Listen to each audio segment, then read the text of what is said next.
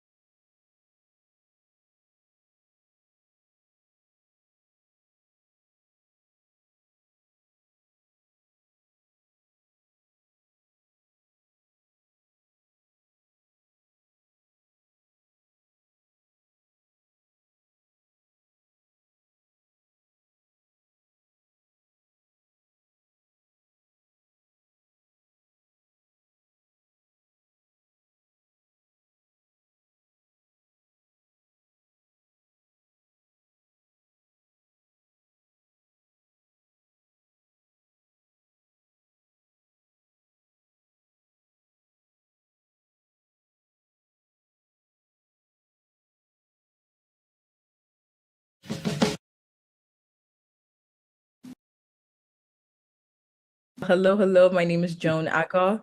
I am a coordinator at BAP So-CAL. I also work in immigrant justice, in digital organizing and storytelling.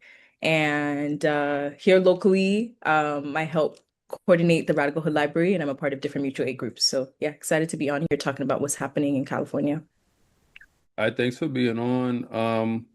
So the last episode we talked with Kim Moore, and you all are part of SoCal BAP. So all part of the same organization here. Mhm. Um, I know I told you some of the questions I was gonna ask you about, but I also said some of this kind of just goes in conversation. So because of the way that this could break down, again, like we said off air, we don't want to get too much into these online wars, but I'm curious how you view the question of immigration as someone who was not born here. How do you view the question of immigration and some of the discourse around it in relation to black folks, whether they are from here, like born here or born elsewhere? Mm, yeah, this is a heavy one. I think. Right, there's levels to this question. I think as you and Kim were talking about the last episode, this kind of myth that immigration isn't our fight. I think the first thing that comes to mind as someone who is a Black immigrant is that the myth hinges on the erasure of Black immigrants, full stop. Right? Because if we were to acknowledge that there are Black immigrants that make up a part of this population, there is no world in which then this immigration is our fight. And if we are to recognize that Black immigrants face the brunt of surveillance and violence, due to the systems that exist in the United States, there is no world in which immigration isn't our fight, right? But for some, that is the reality, right? Because unfortunately, I think the United States has created a narrative and has created a society that is incredibly US centric.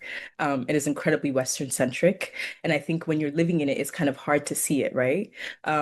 And I think, I guess, as someone who is not from here, it's definitely disheartening to see those conversations.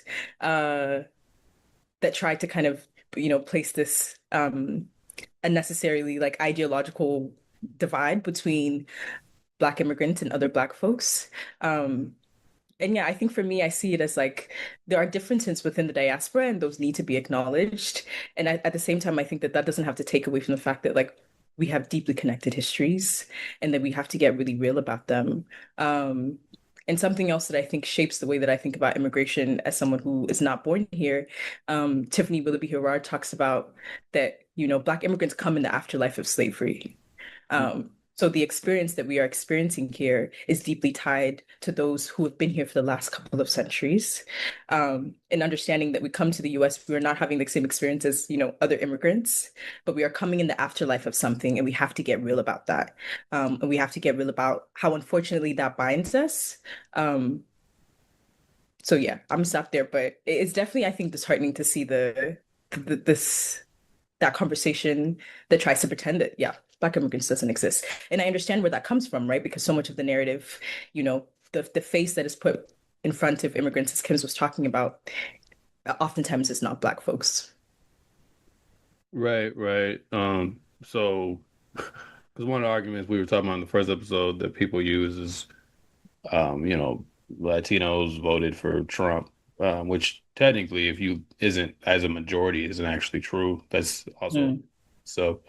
Even if even if it were, I don't know why that means everybody deserves brutality, but that's neither here nor there. But to your point, black immigrants become invisible, so I've not seen any data that could prove that black immigrants predominantly voted for Trump. Um, like you don't really even hear that thrown out of like hello. part of their argument. But but these are the kind of arguments people use. But I think that speaks to your point in terms of how there's an erasure there because people are using this kind of, well, that group voted for this is what they asked for, right? Right, right, right. Hmm. As if even if that were true, I don't think that justifies it. But I'm just saying that's the thing. But they're talking about non-black folks when people make that when people push that talking point. Absolutely, absolutely. And I'm so glad that you said that because I think it also reflects an issue that the immigrant justice movement itself has. Because even outside of that, there's a deep hyper focus and a deep erasure that happens of Black people within this movement. And I think it's so unfortunate because then the conversation becomes for so many months after Trump, won, it became about Latinos voted for this, Latinos voted for this. We're losing all these populations of people, and we're not looking at everyone else and what's happening, and who people are actually voting for. Yeah, and again, it was a small majority, like I think like 51. It was very close, but when you actually look at the overall group, it still went slightly Democrat. Not that it really means anything noble to me one way or the other, but I'm just saying Mm, make that case. Uh, yeah. it was when you get into gender is where you found that one group voted more for Trump over the other. If you want to Mm, make that, if you want to get into that.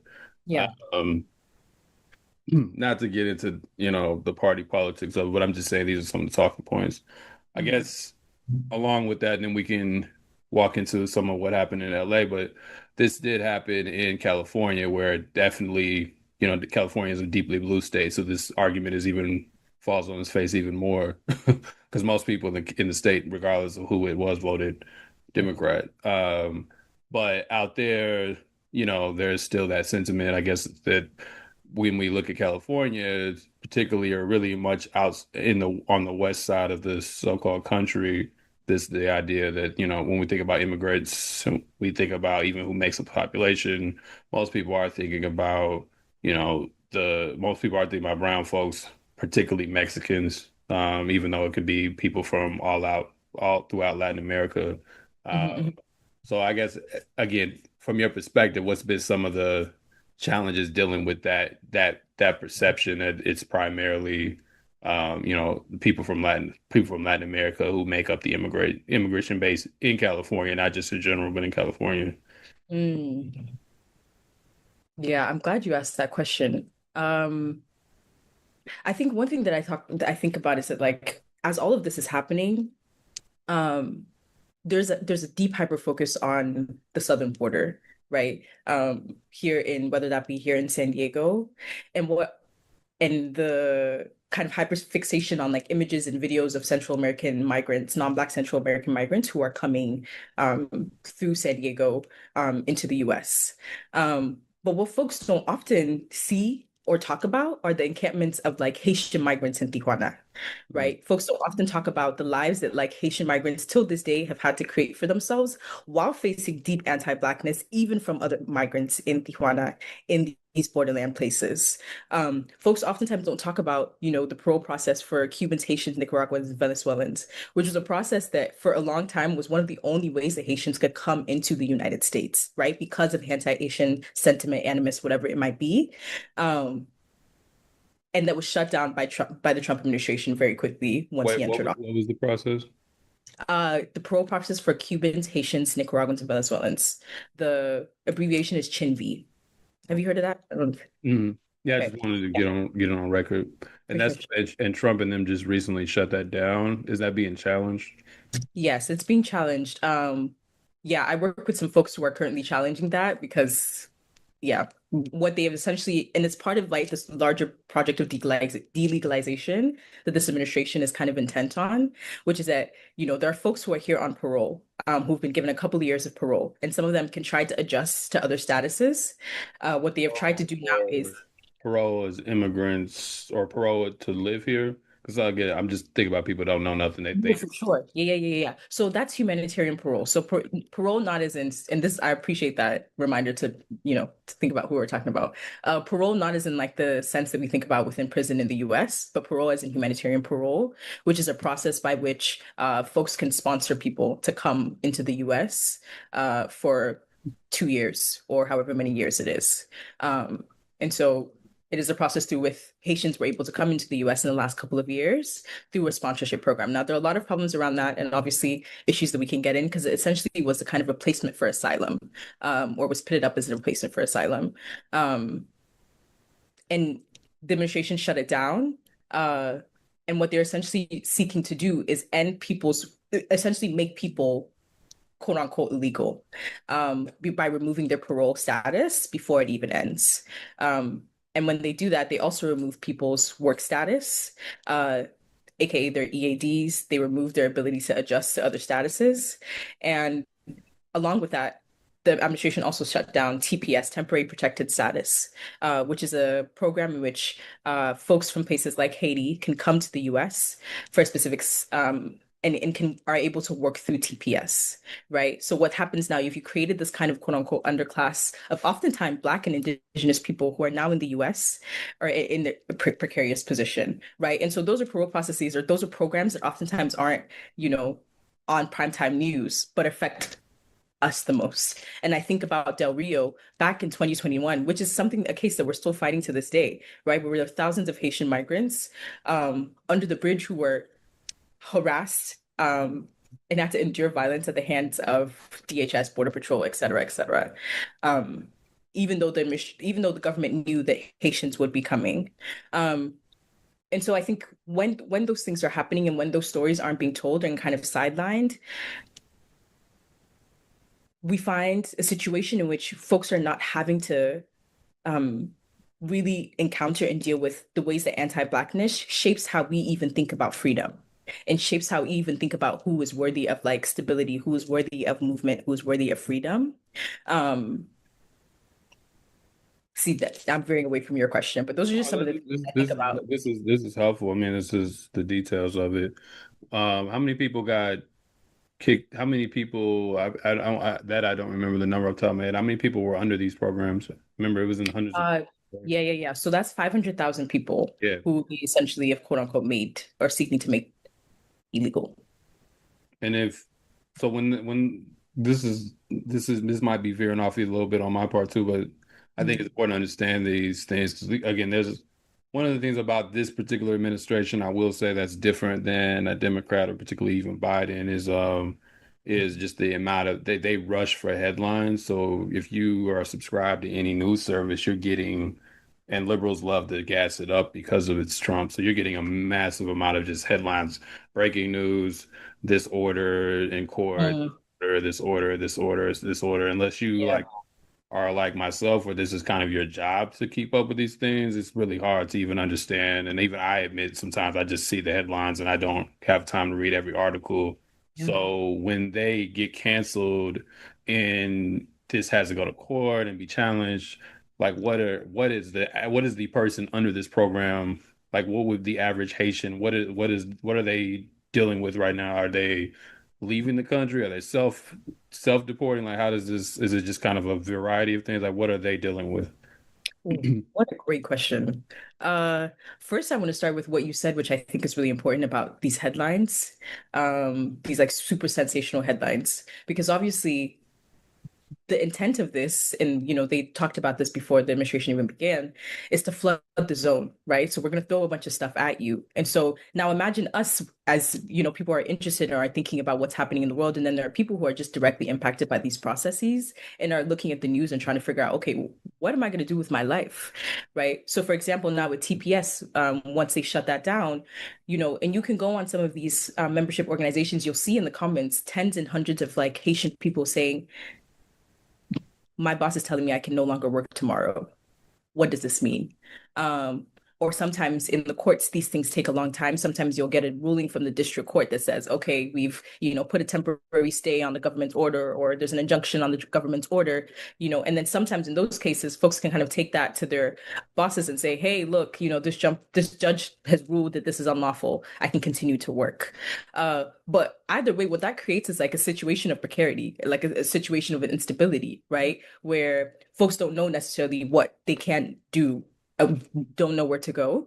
But I think at the same time, I say that to say that also like these are communities that are deeply tuned in and deeply resilient and are watching the courts, watching the dockets, trying to figure out what's happening. But yeah, when things like that happen, it does put people in kind of more precarious situations because one minute you are here under, a specific status, the next minute that is literally taken from you. And I think that there's something about that is interesting to think about and that we need to talk about, not just to push away from these like categories of doing it the right way. I'm not interested in that whatsoever. I think what we need to be looking at and what this should be telling us is that like these categories of criminality and legal are things that are constructed, right? One day you can be one and the next day you can't be one. And so how do we find like systems of value outside of that? And how as a movement can we step out and say, we need to leave all of this? Like what is a transformational approach to the immigrant justice movement that is no longer interested in seeking I don't know if the word is handouts from these systems. That's a good point, especially the one that you can become, to use their language, you can become illegal on in a whim, or on like based on a ruling. Like, you can become quote unquote, again, that's their lingo, Yeah. but you can be illegal tomorrow, if if the right, or the wrong judge, Mm, passes an order. Um, yeah. so going through So when people say this is just kind of speak to how I think some folks understand this, well, they should have went through the correct process. Well, in this case, you have 500,000 people that followed the rules as they were at the time. Hmm. But a new administration switched it, and here we are, right? Yep. And you think about it, there was a lot that happened over the last 5 years, and that, I mean, like the way that in like Texas would bus people up to New York or Chicago, and I have to admit that politically that or tactically that was smart on their side, because that definitely was able to trivialize the issue and make people who really didn't have strong feelings about immigration prior, have some strong feelings about it, because now they're seeing all these folks, being bused to their city, and then there's these myths about their being handed all these different jobs and all these, they're giving them free housing, and why don't we have that? And this is at the same time while inflation is going up. So those kind of sentiments, I think those are the kind of people, those are the kinds of things that got to our people, I feel like, and and then Mm, start feeling like, well, how do they, you know, how do they get what we don't have, right? And then you have folks like Eric Adams kind of like gassing it up. So I'm just saying that was a manufactured crisis to some extent. And as we talked about in the first episode, people are fleeing for reasons due to American policy, foreign policy, usually anyway. mm. So it's not like, these places are in whatever conditions they're in just because of their own making. Like it's usually something tied to some kind of sanction or some leader that's been assassinated decades ago, and this country never stabilized since. Or in the case of Haiti, their leader was Aristide was literally, overthrown twice or couped twice, So I'm saying all of those things people don't really take into consideration. Um, but to come back, unless there's something you want to say into that, Yeah, I think there's a lot there that you just said, and one of them to me that's really important is that that was a manufactured crisis, yeah, as is most of this, right? Like that was a manufactured crisis. Like that was top tier in entertainment. That was top tier in like creating a sensational problem. Uh, but and if you something that we're finding in the movement is if you were talking to these people who were being picked up and taken to random places, they were telling folks, "Yo, like my cousin is waiting for me in Alabama. They're taking me to New York. I don't know why I'm on this bus right now." They're showing up to New York, but then the thing that is happening is that the community is showing up and they're welcoming them, right? Going back, I think negating what the kind of intent of it and showing that people are actually really interested in welcoming folks into their communities. That's not something that is new to us, right? And us as in marginalized communities, that is not the issue. Uh, but I think what you were saying about the manufactured crisis is so deeply important. Um, yeah, and in just thinking about how these are categories that are being created. And then the question that I asked is like, to what extent? Like, why? Why are they busing people? Like, who is that beneficial to? And there is something that happens from that is there's a deep scarcity mindset that then runs in people's minds of, well, they're coming, they just got here. Why do they have this? They're yeah, coming, they just got there. Why do I have this? And I think in my work, something that we often have to ask folks is like, who is the villain? Like who is the actual villain, right? Is this person the reason that your job is, not treating you well? Is it true that this person has come here and now made your situation that much more worse? Like who is the true villain? I think that there's a way that billionaires and the state, the misleadership class, is able to hide their hands at their back and point the fingers at ourselves, which I think in some ways is kind of what happens even within the Black diaspora. yeah, yeah.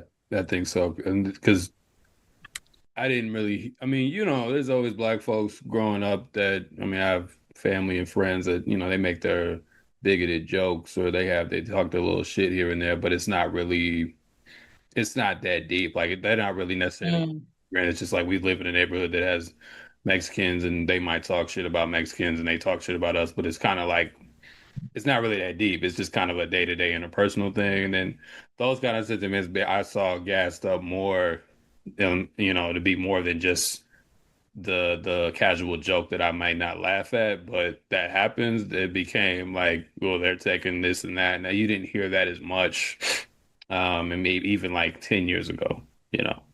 mhm, But that I think busing folks to these places, even here in Indiana, there's actually quiet has kept a pretty significant Haitian population as well. So people create all these different stereotypes about him, and then, but again, like you said, these folks kind of disappear from the discourse, and we make this about an election when yeah. the administrations across the board are doing deportations. I mean, that's another thing about these all these um all these headlines is they kind of obscure the fact that the Trump administration is not really deporting much more people than the prior administration was anyway. Mhm, So, mhm, mhm, so they haven't really. That's part of why they had to pass that bill that we'll get to later, because they're mm. trying to infuse more money and more manpower because they just didn't have they don't even have the ability to really deport people on that scale. Not that we're saying they should, but they don't really even have the manpower to do that. Yes. Yeah, and I think you're getting at something, which is that like half of this isn't even just about the action itself. Like the busing people isn't just about getting people out of our neighborhoods. The deportations aren't even just about the deportations. It's about like how can I implant in people's minds that these groups of these populations are are a threat to you, are disposable, right? Like how can I make it seem possible to you that one day someone is here, the next day they have been disappeared by the state. And I think we're going back to this question of this isn't our fight. I think there needs to be a moment for us to say, whoa, if y'all can do that to them, you can and will do it to the rest of us. And you have been doing it to the rest of us, right? Like I think often for Black population, something that we were talking about in BAP So-CAL is that like unfortunately, like Black Americans know deeply what it is to see other Black folks be snatched up on the streets, right? Like we know what it is to watch these modern day slave patrols snatch folks up on the street, right? In the way that it now became super popular with youth ICE and Border Patrol, et cetera, et cetera. Unfortunately, we know intimately what that is and what that does to the psyche. Um, and I say that to say that like it is about the violence of what that does to our communities, but there's also, I think there's an intent here, right? Which is to make certain people disposable, to make them an underclass, and at whose profit, right? Because even though Trump isn't doing it, to the extent that right now, to previous administrations did, he got so many donations from, what was it, Core Civic, the Geo group, I believe, for his election, Yeah. right? So, And right. so, yeah, and so if they're giving me these donations, like I must create this scene of precarity. I must create this like sensational thing to show that we can do this thing, even if it's not effective. Which I think all again goes back to the project of white supremacy, yeah, and anti-Blackness at its root. Yeah, and it's like, but to your point, like the propaganda is, I think, sometimes understated. So Mm, sometimes folks will say, like, even like I said, well, they're not deporting people any more than they were necessarily, relatively speaking.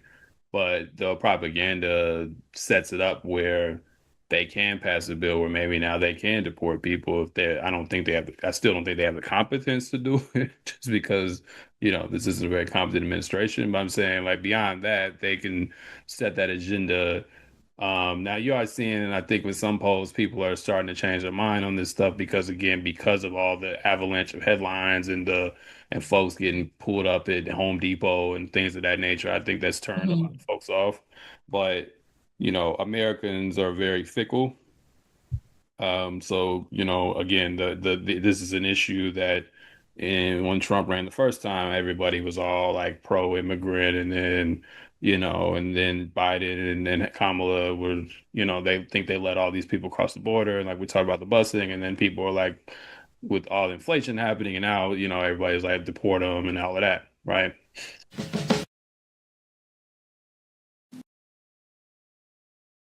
Um, So I guess coming to some of what you did, not just yourself, but some of what you and your comrades have been doing about this issue, locally in LA and that in the surrounding Southern California area. So the resistance against ICE in LA has been covered as spontaneous in some circles. It kind of pops up if you're, especially if you're out here in the Midwest where I'm at, you just see people on the streets, getting either arrested or trying to block ICE, officers from, going into certain places where they believe there are folks that are so-called, illegal or whatever. Can Mhm. you speak to some of the organizing that's gone into that? Because I think there's a sense that it is just spontaneous that people are just like mad about it. And as someone who, as doing organizing is knowing that that's just rarely the case. Like a lot goes into coordinating these kind of things. So can you speak to some of what went into that? And also if you could just give people a sense of what happened, because I know that's been months ago now, just in terms of where these protests even came from and things. Mm. Yeah, absolutely. Yeah, I think to answer the question, I'd love to even go back a bit to, I don't know, I think we all remember 2024 and everybody and their mama was talking about Project 25, 2025, and getting into it and reading all the things and prepping and et cetera, et cetera. And I think on the flip side of that, folks who maybe aren't as steeped into this may not have seen is that these organizations went into weeks, maybe sometimes months of deep what they call scenario planning. So looking at this kind of project that they had laid out and figuring out, okay, how do we prepare for this, right? So some of these lawsuits, even against birthright citizenship or against, protecting humanitarian parole, are things that people prepared months ahead of time. And the same goes for when it comes to like ICE and protecting our communities. So I just want to start there and saying like so much of that propaganda came out, prior to even this administration. And sometimes it's not even specific to administration, but it also means that the invisible work that was happening, which is that organizations were preparing and figuring out, okay, how do we protect our communities, and so sometimes you'll see the hotlines, you'll see the watch groups, you'll see the community patrols. What oftentimes you won't see is, all the organizers in the signal chat trying to figure out how do we stand up a watch line. And so it can look spontaneous, and unfortunately sometimes the coverage of it dips, comes in and out. But what I can say is that, yeah, as soon as folks started seeing part of even the reports that were coming out of folks being picked up was as a result of these underground networks and these underground community chats, community patrols, etc., which folks had started up oftentimes through mutual aid groups here locally in California. So folks started reporting on social media, on the different apps, saying, yo, we're sporting, we spot ICE on this and this street. We just saw them coming out of Home Depot. They're picking up our communities. Folks are saying, okay, we're going to show up there right now. How do we get this reporter to come? Who's going to take this video? How do we figure out the bail fund for them? Who are the lawyers in the communities that can stand by so that while we go out there and we need something, we have people to call?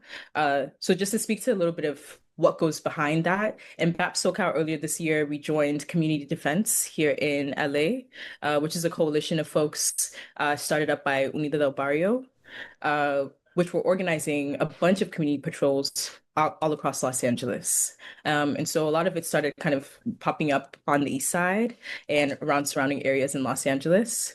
And so, we have members in our organization here in SoCal and BAP who would show up to these community patrols, whether that be on the weekend or whether that be on different weekdays, to help push back against ICE. But also to kind of stand up these underground communication networks between each other to make sure that people were informed and, know where they can and can't go.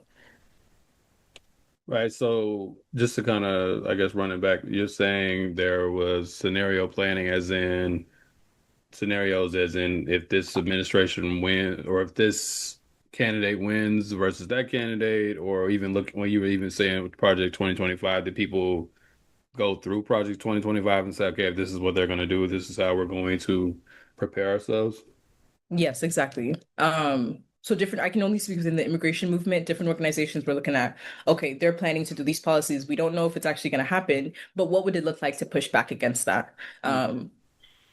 Unfortunately, sometimes the only way to do that is through the courts, but also like different kinds of organizations were figuring out, okay, we're gonna have to make sure that for example, there are specific hotlines that were started up in this administration's first go that folks were reviving, making sure we're dusted off to prepare for this. Yeah. So you have the hotlines, you have the people doing actual community watch and notifying Mhm. folks what things are, and I'm sure some things can't even be discussed on air, so I'm not gonna um Appreciate it. I know how that go, but Yeah, I'll try to be careful. yeah.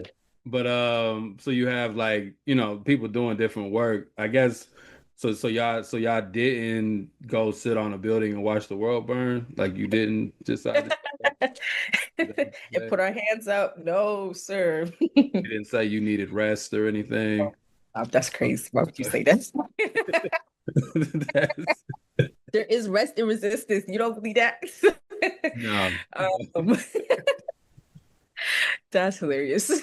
We did not. Like people need rest or what? Y'all Yeah, didn't no, watch no, no, that? no. Okay. Man. Yeah. And even if we created shifts, because people can't be out there there are some people that can be out there for 12 hours, but um, I think that the great thing about organizers is that at least we've come to a place where we understand that to keep doing this work, we have to figure out how to make it sustainable, Mm. right? So maybe I'm not doing the patrol the whole day.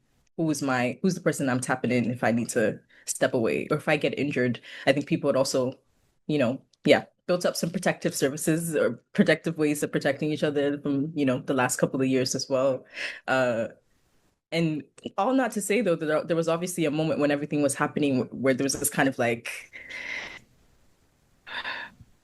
initial moment of horror, like Mm. initial moment of horror, of sadness, of grief throughout the communities here in California. And I think for some folks, unfortunately, shock. Even if folks were reading up and down Project 2025, there's something different about seeing it happen.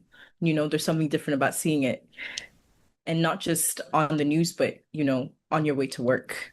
Uh, Not just on the news, but on your way to that organizer convening, you're seeing somebody get snatched up. So, you know, yeah, we were ready and prepared, but I think there was definitely that kind of like a that moment of horror and grief because I think for folks who live in California, this is something that hits home, like I have a friend and neighbor of mine who decided to quote unquote self-deport because it had gotten to that level of like exhaustion and just feeling deeply unsafe. And so many people have those stories of knowing folks who can no longer take their kids to school.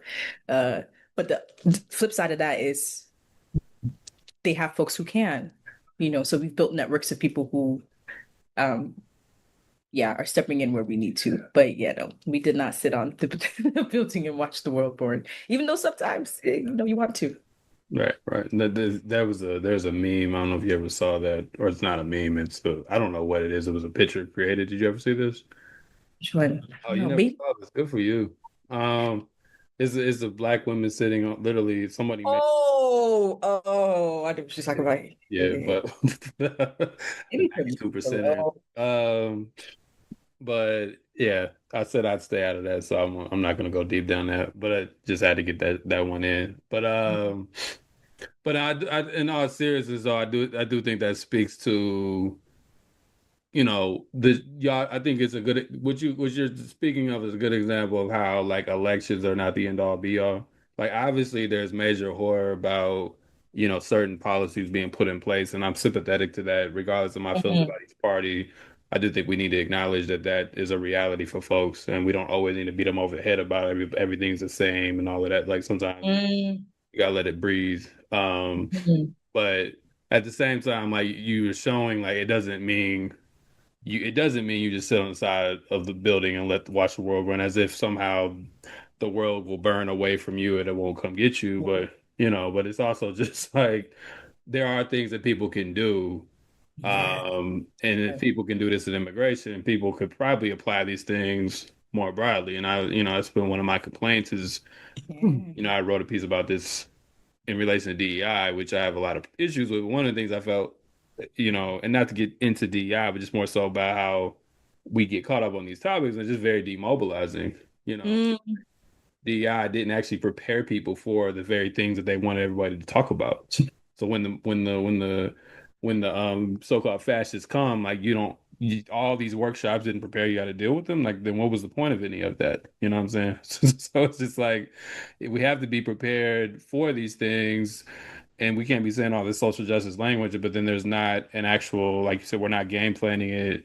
There's no scenario plans. Like I just think this is useful stuff for people to learn from versus just like the sky is falling approach or this Mhm. escapist sit on the building. Either one is not really dealing with reality. Like, okay, we want to keep us as safe as we can. What can we do?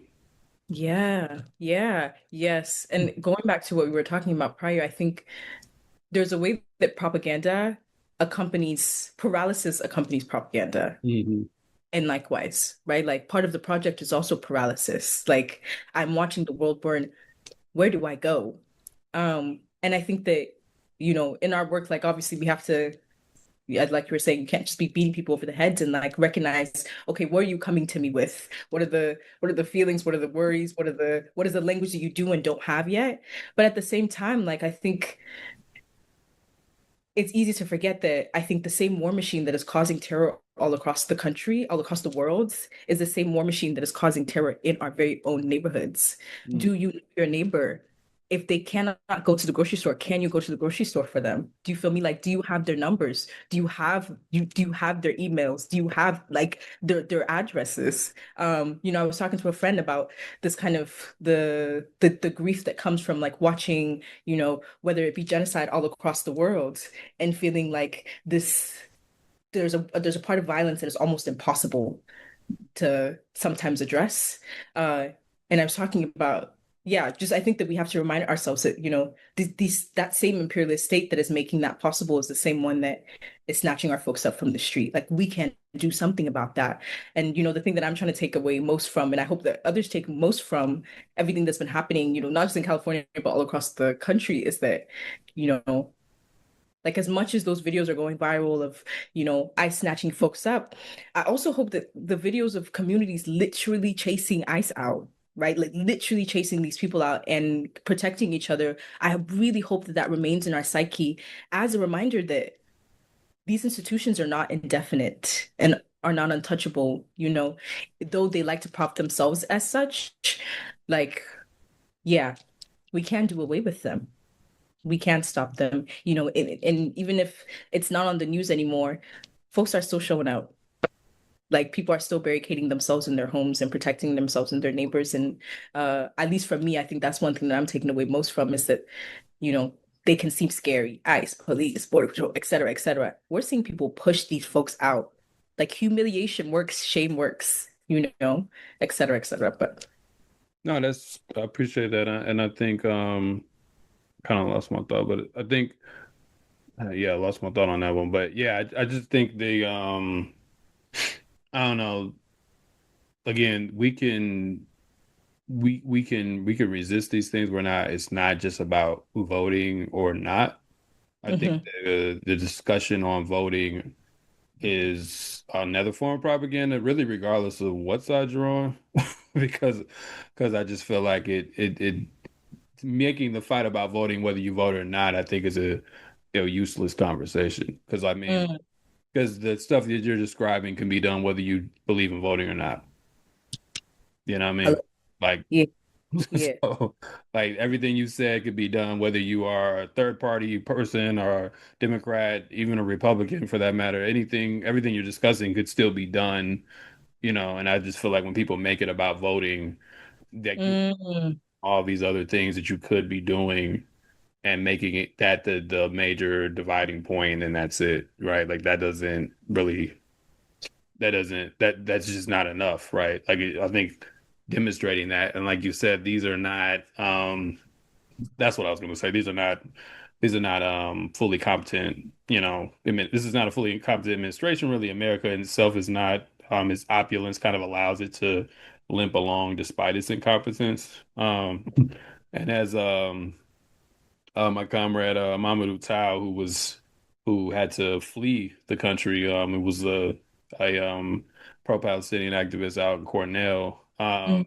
He had said this is all of these things, these deportations, these are they present themselves like they're operating from a position of strength, but this is actually a demonstration of weakness, right? Like to have to do all of this is actually a demonstration of weakness. Like you can't deal with criticism of a genocidal state named Israel, so you deport people about it. You can't deal with you don't really have anything to offer your citizens, so you throw them meat by just deporting people to say you're, resolving their problems while their job still sucks or they don't have one, right? Like this is a position of weakness that the state is operating from while trying to project strength, right? Like that's what Trump says, like peace through strength, whatever the hell that means, right? Like that's so I think these kind of activities that y'all are doing shows that can actually be demystified a little bit versus if we're just in this kind of doomsday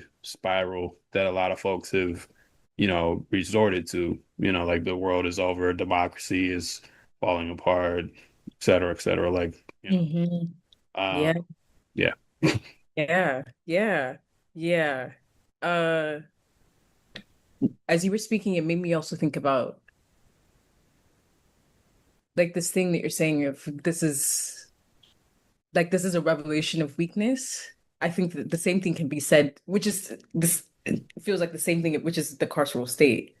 Mm. Like the carceral state is like in so many ways a symbol of weakness. And I think about this with this because hopefully the next step that we go from there is to ask ourselves, wait, should the state be able to capture anyone at all? Like, should the state be able to remove anyone from their communities, from their families, and scar everyone in the process? Like, why is that the solution that they are going to? Like, it is unfortunately, I think a product of a deep, deep lack of imagination and like a deep, deep lack of like an ability to be expansive, and to rejuvenate, like yeah, to revive ourselves. And so, yeah, they go to disappearing, which is not just weak, but it is, I think also a project of kind of, unfortunately, capitalism. And Yeah. it is all of this is in itself, which I think we do need to talk more about, is like it is the capitalist project as well. Yeah. I mean, yeah, because again, this prisons are particularly under this kind of neoliberal form of capitalism is, their surplus labor camps. Like they don't have anything for these people to do. Yeah. So you have to house them some way, and why not put them in cages and um, you know, benefit from that as well. And then you talked about even with Geo Group and what's the other one?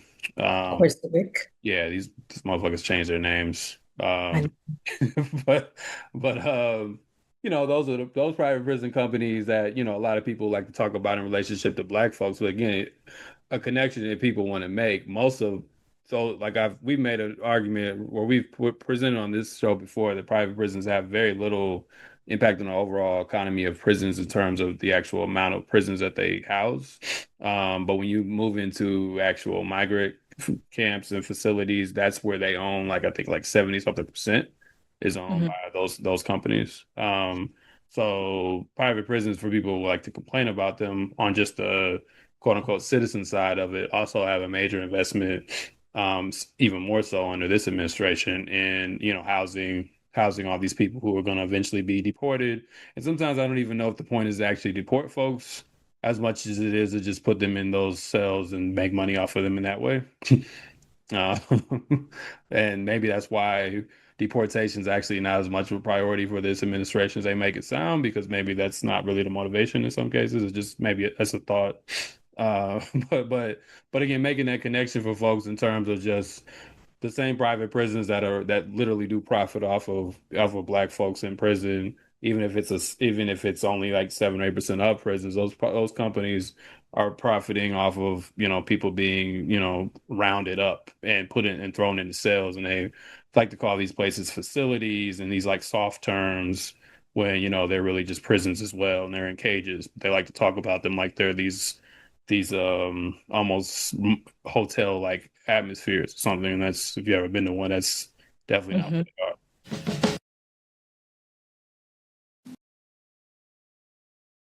You know. Mhm. I guess moving on to the next question, I guess do we kind of talked about some of this, like due to the chaos of the administration, the coverage has shifted from shifted away from ICE in LA, and you already kind of spoke to this, but you could more. Is this fighting still going? What are some of the next steps to resist? So I know there was, and you can maybe clarify what's true or not because you just read the stuff on the news. They said that the Marines, at least portions of them, had left. It's crazy that the Marines ever were invited in the first place, or that the National Guard had withdrawn. One is, are those things actually true? And then two, what's kind of the current status right now? Hmm. Yeah, I'm glad you asked this because I was just reading up on this because, like you were saying, what was it like just a week ago? They were saying that there were reports of 1,000 of the National Guard, like the troops that were deployed to LA in June, were being pulled out.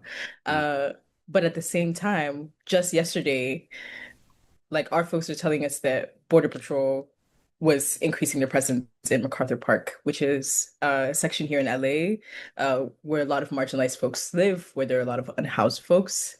Uh, and so, yeah, I think there's something there about not always taking it as face value, because, the state has a way of, uh, just as maybe we are putting ourselves in shifts to be sustainable.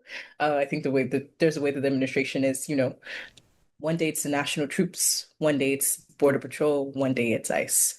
But yeah, just yesterday, the reports of Border Patrol storming MacArthur Park. Just today, the Trump administration apparently asked the Supreme Court to lift a federal judge order that some orgs had secured to bar immigration raids in LA. Uh, and just Tuesday morning, I don't know if you saw where they were talking about ICE would implement a 30-day pilot program where they're essentially offering agents a bonus for deporting individuals more quickly. Uh, Was that the and $50,000 one? Or so, yeah, and the accompaniment to that is a $50,000 signing bonus. So that because they're trying to get 10,000 more agents. Uh, so yeah, I think as that is happening, there are things still happening. I was just reading about a story of a man in Fontana, California, which is in the San Fernando area, who's been barricaded in his home for 6 days because ICE has been targeting his family. So, even if they may not be reporting it as much, there are communities that are maybe a bit removed that are still experiencing this. Um, yeah, all across Los Angeles County. so it hasn't really dissipated in the way they're describing, like more so it sounds like they're just swapping out cops. Essentially, yeah, not to flatten it, but essentially, and it's so unfortunate because for so long, border communities, especially in San Diego, have been ringing the alarm to the way that Border Patrol has been increasing its reach, something that was supposed to be quote unquote on the outskirts in the borderlands. And they're just fully unchecked, right? They're a part of the quote unquote immigration system that is deeply, deeply unchecked. And I think about how it is almost just 100 years ago that Border Patrol was formed through the Labor Appropriation Act. So kind of to what we were saying earlier about labor surplus, like just again the reminder that so much of this was created to control who makes up the labor workforce. So much of this was created to control capital and commerce, which again goes back to kind of the capitalist and imperialist project. Right. It's all even this is a laughable point, but Dean Cain, who played Superman on there was a show in the 90s called um Lois and Clark. Uh, Mm. and my dad used to watch it actually. And the guy that played Superman, Dean Cain, decided to join ICE. Yeah. Wait, like as of recent? Yeah, like just like the last day or two. Yeah. He said he's gonna become an ICE agent. Yeah. Wait, there is, and I mean, you probably have already been thinking, but there's a deep, deep, and I think unfortunate metaphor in there about, like, for example, the same as we were talking about with Trump and how the focus becomes about election, and I think the focus oftentimes becomes about Trump. And like this man as the strong man, as the villain, as this for some a superhero, and now we have a literal somebody who used to be a superhero joining ICE. And I say that to say that I think uh part of this project is not just about like inflicting violence, removing people, capturing people. Um, I think it's also about emboldening white supremacy in so many ways and emboldening quote unquote vigilantes because that's what this is, right? Vigilantes with a vest or quote unquote vigilantes with, who are masked to kind of take up this white supremacist project on their own with no experience, right? Because in many ways, I guess all the experience that it necessitates is hate and Yeah, violence. yeah. I mean that's a good point. I think it sometimes people can get a little too heady, but in this case, I think that actually holds up as some kind of propaganda, is because I do think the point is to encourage a kind of vigilante force. Like they're always trying to see how far they can go. That's the kind of point of these things. I think it's called there's a term in like for certain fascist circles like the long march through Mm, something. I can't remember, but basically like they they want to march through all the formal things. Like, so instead of trying to just overthrow it with some kind of paramilitary from the outside, mm, you all march through the institutions, I believe, and you march through them and you just fold them to your will. So there's definitely, I think, a tendency like, yeah, why would you like? And James, whatever his name is, Dean Cain, he didn't just randomly wake up and want to do that. mm, One, his career is not really going anywhere. There's a Superman movie that just came out where I don't want to get into that, but there's people who feel like that movie is like pro-Palestinian. I don't really care about that, but it is interesting that if that's the vibe, that then the other Superman decides to come out and do this to kind of offset that. But I think the broader point beyond that kind of silliness is just, yeah, you're trying to inspire people to act on their mm, kind of own behalf. And because he said he wants to save America. That's literally what he says. He wants to save America. And we're working on an episode for the to talk about the Ku Klux Klan in Indiana. And interesting reading through some of that. That was in the second wave. That was second wave of the Klan. That's kind of how they saw themselves, as this entity that was saving mm, America, making America great. At the time, it wasn't again. It was just we're going to make America great. And it was very much a religious crusade as well, but mm, which mhm, plays mhm, into this too. So like he says, I'm just reading, this country was built on patriots stepping up, whether it was popular or not, and doing the right thing. I truly believe this is the right thing. mm. So he's probably getting some kickback to join because they're going to use him as a kind of, speaking of superheroes, like a kind of Captain America figure. Uh, Mhm. pretty lousy one, but to bring people in. I don't Yeah. know what the hiring is actually looking like because it's like a lot of cities are struggling to get cops and stuff of that nature. So I wonder how many people are really that anxious to sign up for a job like this. And I'm sure if one of them gets knocked off or something, I'm not encouraging that one way or the other. What happens, happens for the record since I'm being recorded. But I'm just saying, if something was to happen, I don't think you'll see as many of people running to do that. But yeah, uh, Mhm. Yeah, I mean, why else would you need to be giving people $50,000 signing bonuses, which trying to hire agents? they probably won't get that either. Yeah, whatsoever. But I mean, to what you're saying though about this like saving America, uh, in this like this project of patriotism, I think there's obviously like the physical and systemic war that is happening, but I think like we're maybe alluding to, there's a deep, deep narrative war that did not start today, did not start in January, did not start last year, did not start the first Trump, did not start the first, that goes all the way back. And in many ways, I think it just kind of it seems to reinvent itself. But it makes me think about the question the question of all, right, around the myth of is this our fight, which is I think about, why should Black folks kind of care about this? And I think, yeah, I think one of the things is that the larger project at play is one of like of criminalization, delegalization, etc. Uh, and I think that we have to realize that like our status as Black Americans or just as Black folks, like our connection to the nation state has never been stable, right? Like citizenship is not something that we have ever been afforded the full quote unquote rights to, right? Or like the social contract is not something that we've ever fully been able to enjoy. And now we're seeing with this Birthright Citizenship Act is that, citizenship is quote unquote now under attack, right? But like as Black people, we've never been afforded full citizenship.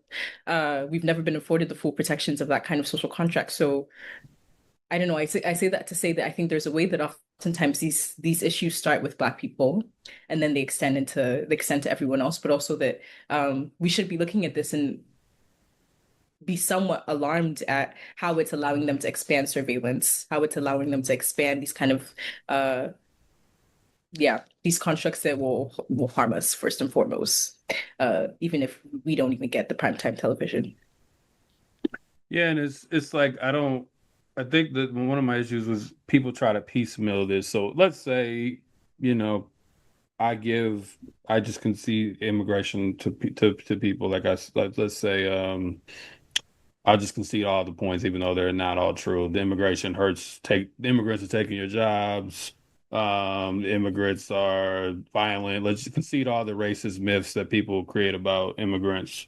Even if all those things are true, the people that are signing up to be ICE agents, people that take glee in every in removing every remnant of Black history from schools, the people that take glee in ending any kind of diversity or whatever. These are not like separate individuals. So the people who champion and are celebrating deportations and rounding folks up are also going to celebrate your downfall too. Like that's what's so odd about it. Like you're not going to be able to Cut herself isolate. out. Yeah. Yeah, like it doesn't work that way. So I'm saying even if you are unmoved by any of the arguments that have been made on this episode or others, these people are not going to like make these type of distinctions. Like that's the part I think people need to understand. If you don't care about immigration, if you don't think it's your fight, Hmm. they'll make it your fight because this is not folks who are making these kind of distinctions. Like they don't walk around and say, "Oh, they're an immigrant, but we love Black Americans," right? Like Hmm.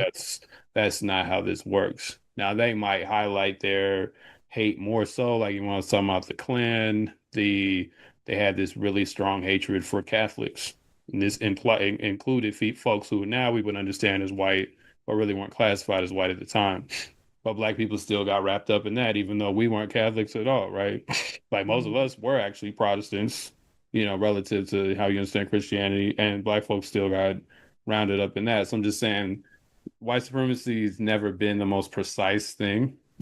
So, so I don't know if you think they're gonna just be very specific about this Hmm. groups and like you said, create a carve out for you. That's just not how white supremacy has ever worked. That's not how capitalism has ever worked. So, I think people need to analyze that. On that point you did bring up,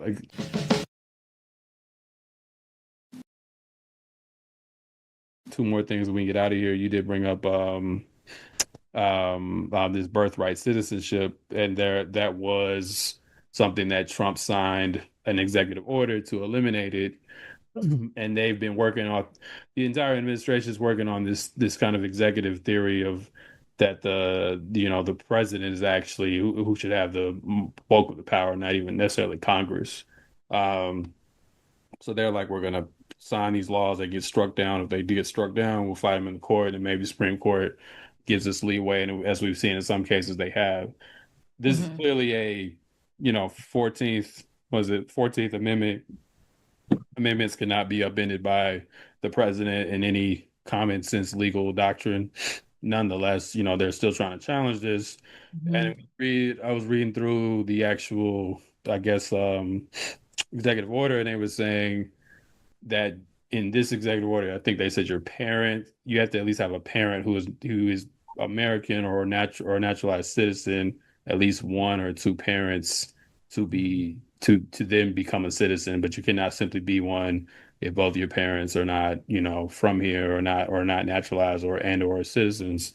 That was the Hmm. definition at the time, but as we know, those things can change. So I guess I'm just curious your views on that specific order and what they're trying to do with that. And how do you think that plays out in the courts, one, and then how do you just think it plays out in general in terms of if it were to go through, like since you said y'all do game planning on it or like scenario planning, how do you think this would play out? Yeah. I mean, I think unfortunately the first thing that comes to mind is that it feels like it is a project of eugenics. Um, no matter how they want to package it. Um, yeah, and within this kind of project of like Save America, so much of it is this like white paternalism or quote unquote this like who can and who should look and who should be American and who should be protected. And like you're saying, there have been multiple cases fighting this. And they're all at different kind of different rulings, but as of what I saw, I think a couple of days ago, the status quo still remains the status quo, uh, in terms of, you know, is if your child is born on US soil, they are a US citizen, full stop. Um, but what I want to say is that, like we were saying before, I think it's not just the executive order isn't just, you know, an attempt to change the law of the land, but it's also an attempt to rewire like who we think is deserving of safety and who we think is deserving of freedom, full stop. And is I think is to push the limits of like what is possible in many ways that like the administration did prior to this current one, right? It's about laying the blueprints for what they will come down the line and do, whether it's this one and maybe it's the next administration. So to me, it feels like both an attack on obviously status, immigration status, legal status, but I think it also feels like an attempt to expand the limits of, yeah, what is possible and how we can kind of attack how we can attack people and how we can get people to feel deeply uncomfortable in their own communities, in their own families, in the neighborhoods that they've lived in for decades and decades. Because now even if the status quo is still the status quo, now I'm not sure, right? Now I'm not sure which headline to look for. Now I don't know if I'm welcome. Now I don't know if I'm safe to go to this place. Now I'm looking at my neighbors somehow. Um, and I think that even if you are or you aren't an immigrant, that will touch you in some way, right? Because it is also like it is a project of yeah, I think just destabilizing, full stop. So you think if it were to, let's say they were to somehow remove it, which again, there's really no grounds legally, but that doesn't seem to matter half the time. So if they were able to remove it, Hmm. legally, could you speak to how, I know there's no way to game out exactly what would happen, but I guess how would citizenship then be defined? Would it be defined based on an executive order, or would it be based on each state? Like in terms of the destabilizing aspect of it, like what would we be looking at?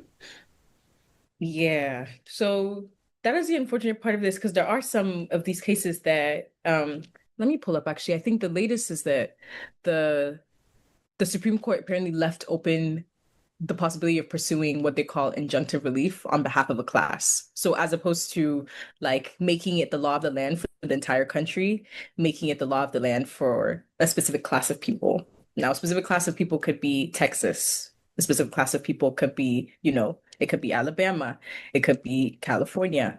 Uh, That was just to give the legalese for people there. You probably speak to it better than me, but I think that was when they said that they basically blocked where judges could make full out orders that block something across the entire country. yes. And then it was said that you have to bring a class action lawsuit to, as a representative of the group involved in that case against, Mhm. and then you have to sue on that basis. The judges could no longer make these unilateral orders. Is that correct? Mhm, mhm. That's correct. Yeah. Okay. Yeah, yeah, yeah. Um, Yeah, which I guess we can speak to, how there have been states that have been, I don't know, whether it's Syria seeking to secede or there are, I think within the United States, there are just multiple countries. Like there are just multiple realities within this singular country. And I think those specific realities desire, a world in which being born here does not constitute US citizenship. And with the current makeup of the Supreme Court, who's to say that if it doesn't happen today, that it happens, in the next decade? Right. So in that case, it could just be a kind of region by region, state by state kind of thing, as opposed to there being a blanket, unified concept of citizenship. Like we could be in a scenario where citizenship is different based on where you live. Is that possible? I cannot say for certain, as they often say within the legal spaces, you cannot, That's why I said yeah, it's kind possible. of preempt these things, but yes, but like so many things we did not think would be possible, right? Who would have said that in today? I mean, maybe Octavia Butler could have, seen this, and she probably did, right? That there's a world in which we're even attacking birthright citizenship. Like that is the conversation that we are talking about right now.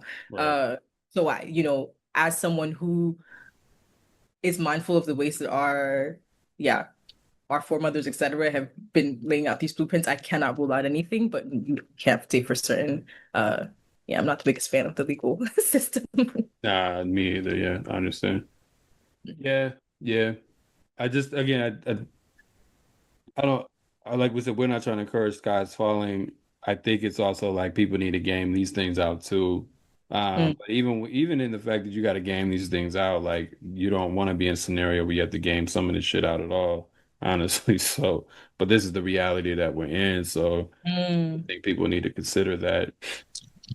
Like, well, what does it look like to, make sure that, because even with black folks that are born here, I know particularly, I have family and friends, like, especially black men, we don't always have our licenses or or our driver's license and stuff like that.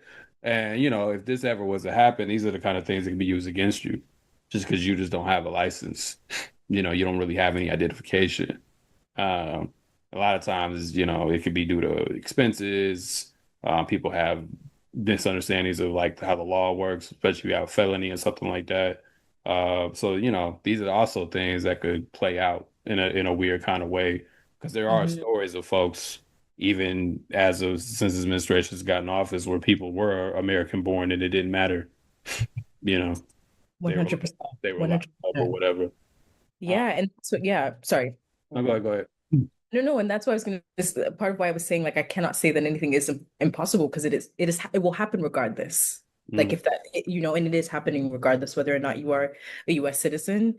Um, we're seeing so many cases, and as a result, I have seen some community organizations putting out know your rights material, urging people to carry their identification and carry their passports, carry their papers, et cetera, which is so unfortunate, right? That like that is the world that we live in. But Yeah, yeah, I definitely have seen people kind of preparing themselves in those ways.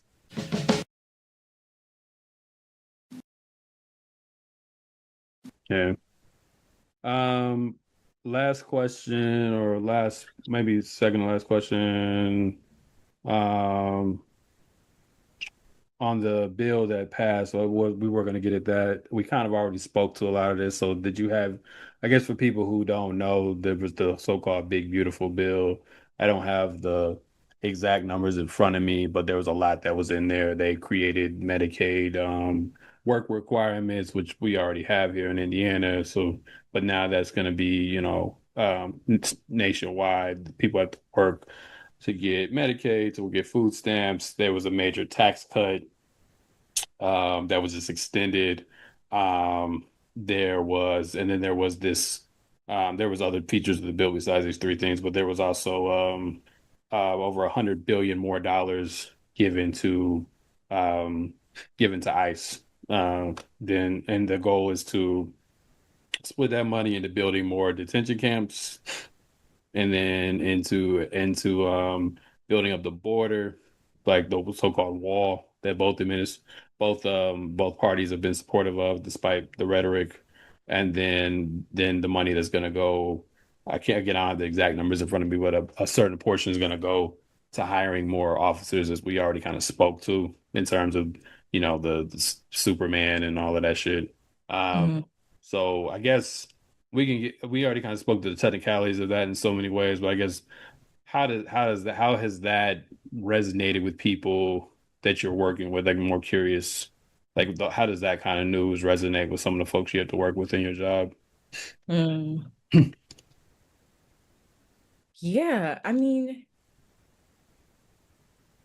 one of the biggest headlines obviously was that, this quote unquote the big beautiful bill. Let me see if I can get the number up.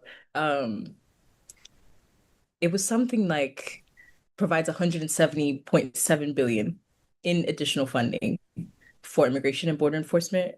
quote unquote activities, which includes DHS, ICE, and border and CPB, as well as for the Department of Defense. Hmm. Uh, so expanding that to like for things even related to the quote unquote military's presence along parts of the southern border. And I mentioned that to say that so much of this is to enable like an increased militarization that though it is happening at the southern border, though it is happening quote unquote at the outskirts, will end up reaching us, right? Those of us who are quote unquote on the inside, like we have seen now with, ICE. Um, Border Patrol was once something that was relegated to, to the outskirts, is now in MacArthur Park, right? Is now up and down our neighborhoods. And so obviously folks have been talking about how the bill like will lead to dramatic changes in immigration policy through the spending of these funds. But another one of the things that I want to point out is that because these funds are provided through reconciliation and not what they call like regular appropriations process, there's no actual directives about how they have to be used, right? Hmm. So there is a world in which, yeah, this money goes to quote unquote Border Patrol. It could just also just go to, as we've seen, the National Guard. Hmm. Um, because of the way they passed it and because of the makeup now of the folks over there on the Hill, uh, the only directive really is that they have to use this money by, what is it, 2029 or something like 2020, I that? actually pulled it up. It's so yeah, it was 100 billion more. It says 45 billion for detention facilities, 46 Hmm. border wall operations, like I said, and then 14 billion for deportation operations. But it doesn't say here that since it's this reconciliation bill that is different in terms of it's the money's not as earmarked basically. So these separations are just what like some kind of projections or something. Got you. And part of that is because all of this ICE all exists under this branch of what the name back in the day was INS, and now it's DHS, it's ICE, it's CBP, and all of these things are kind of all working Security. interchangeably. Hmm? Department of Homeland Security. Yes, yeah. Uh, and this is information pulled from American Immigration Council, which kind of loves to de delve into this policy aspect. Uh, but yeah, I mean, I think that we're continuing what hopefully we see people talk about is that this issue is not the issue is not an issue of money, right? Uh, if we wanted to create the kinds of communities where people have the food they need, the schools that they need, the medical care that they need, we could do it. Uh, this is not an issue of money. Um, it's about, yeah, I think increased militarization that will only benefit a specific class of people in this country. And so I guess like to what you were saying prior, to me it is a reminder to figure out how do we prepare our own selves? Like how do we prepare our communities? How do we keep each other safe?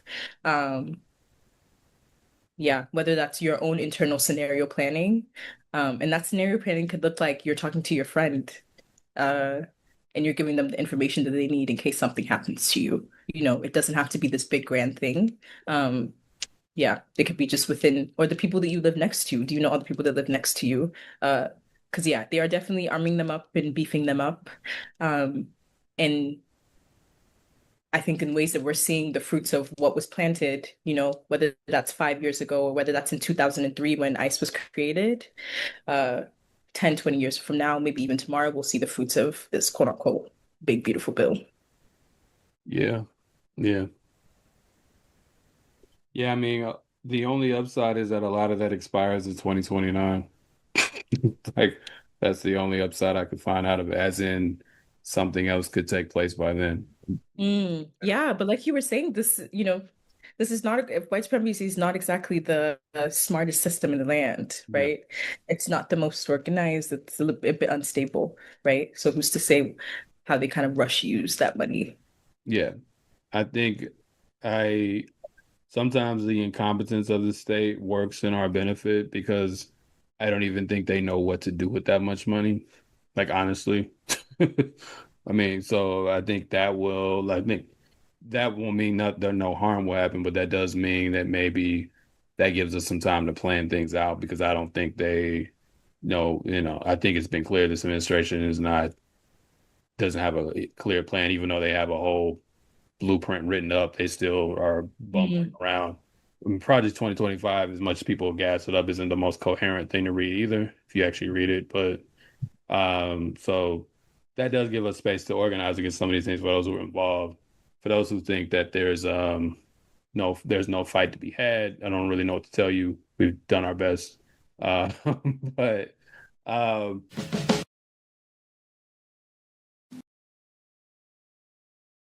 I guess last point, and then we can get out of here. Truly, lastly, if someone is listening to this, both the first episode and this one, and they thought the fight was domesticated, as in it was just something about some people at a border or something.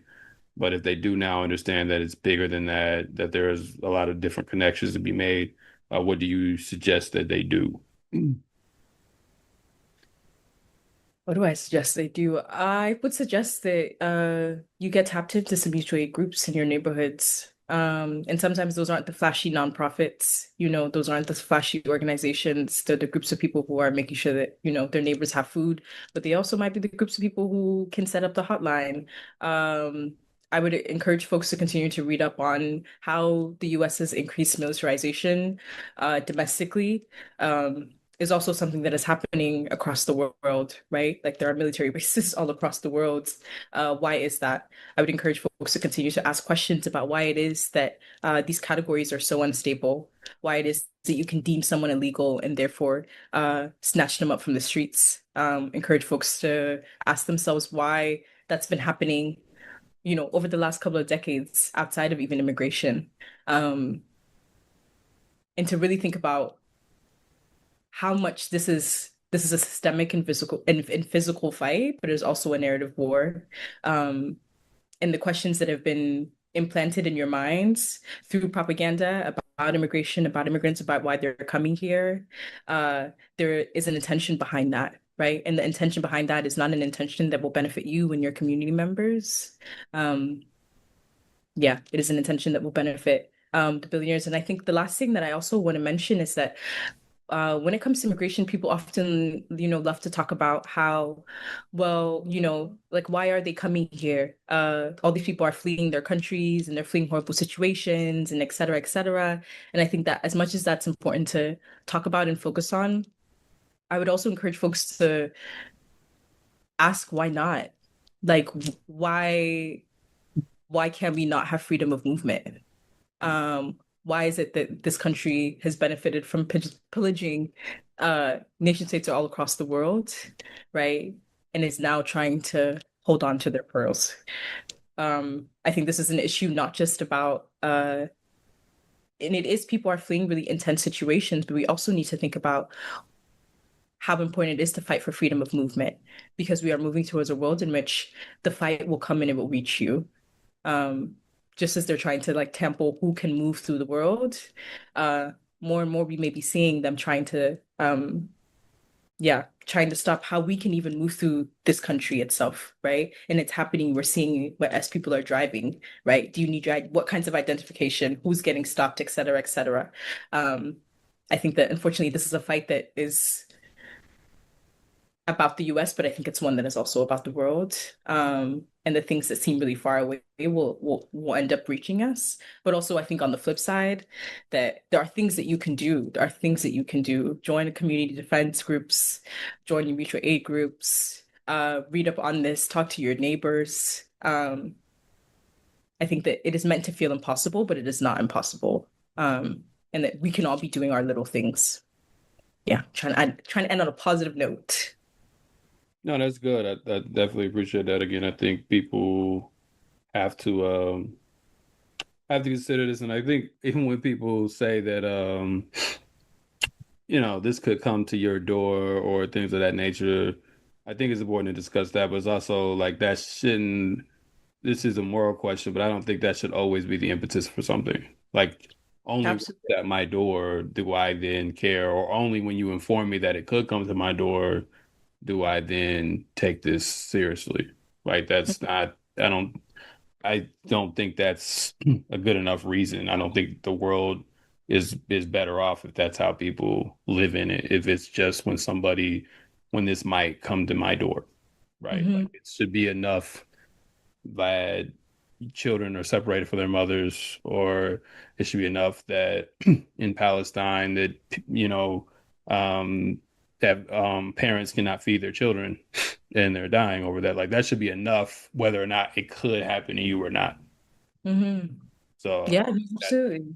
that's part of it as well, as we kind of have this tendency of, well, it ain't my problem, you know, and that's fundamentally, I'm not saying you can be involved in everybody's business, because you can't, like, we understand that, but fundamentally that's not, I don't think that kind of orientation toward the world is helpful in general, because I shouldn't have to always just make the case, well, they might sweep you up too, right? Like that's not, I don't think always that should not be the only way this resonates with you. If it does, it is what it is. But I think we do need to think about why it always has to be this, if they come for me in the night, they come for you in the morning thing. Why isn't it enough if they come for me in the night? Right. Yeah. It's a question of empathy and care, which, yeah, even checking ourselves as to why we have to think about, okay, well, how will this affect me? Yeah, reminding ourselves, like, whose liberation are you fighting for? If it's everyone's, then you should be caring about everybody. Yeah. Yeah. But all right, we'll wrap it up there. Thank you again for coming through. For those who don't know, this was we had to kind of throw this together on the fly. So I think this went really well, all things considered, especially. So thank you again. Hope to have you back. Yeah, thanks for having me on. Appreciate it. Yeah, thank you. Okay, fresh out the plane in a whole nother state. I'm trying to eat down a whole nother plate. Seem like my home.